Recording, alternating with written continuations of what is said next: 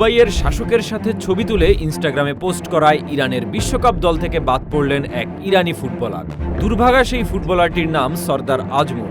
দুবাইয়ের শাসকের সঙ্গে একটি ছবি পোস্ট করেছিলেন ইরানের তারকা ফুটবলার সর্দার আজমুন, আর সেই ছবিই যেন বদলে দিল তার পুরো ক্যারিয়ার। ইরানের রাষ্ট্রীয় গণমাধ্যমে তাকে নিয়ে সমালোচনা শুরু হয়। বিশ্বকাপের ঠিক আগে ইরানের প্রাথমিক দল থেকেই বাদ পড়লেন এই অভিজ্ঞ স্ট্রাইকার।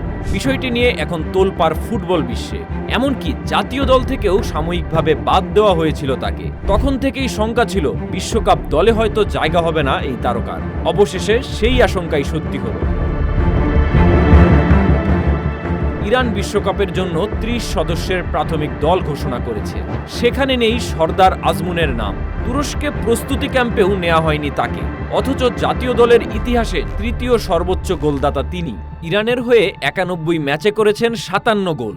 যদিও ইরানের কোচ আমির ঘালেনই দাবি করেছেন দল নির্বাচন করা হয়েছে শুধুমাত্র পারফরম্যান্সের ভিত্তিতে। তার ভাষায় অন্য কোনো বিষয় এখানে কাজ করেনি। ইরানের রাষ্ট্রীয় সংবাদ সংস্থাও জানিয়েছে মূলত চোটের কারণেই দলে জায়গা হয়নি আজমুনের। তবে অনেকেই মনে করছেন পুরো ঘটনার পেছনে রাজনৈতিক কারণও রয়েছে, কারণ ওই সময় মধ্যপ্রাচ্যে চলছিল ভয়াবহ উত্তেজনা। যুক্তরাষ্ট্র ও ইসরায়েলের হামলার পর ইরান ও সংযুক্ত আরব আমিরাতের সম্পর্কও ছিল টানটান। সেই পরিস্থিতিতে দুবাইয়ের শাসকের সঙ্গে আজমুনের ছবি নতুন বিতর্ক তৈরি করে। বর্তমানে দুবাইয়ের ক্লাব শাবাব আল আহলির হয়ে খেলছেন ৩১ বছর বয়সী এই স্ট্রাইকার, আর এবার তার বিশ্বকাপ স্বপ্নও যেন থেমে গেল বিতর্কের দেয়ালে।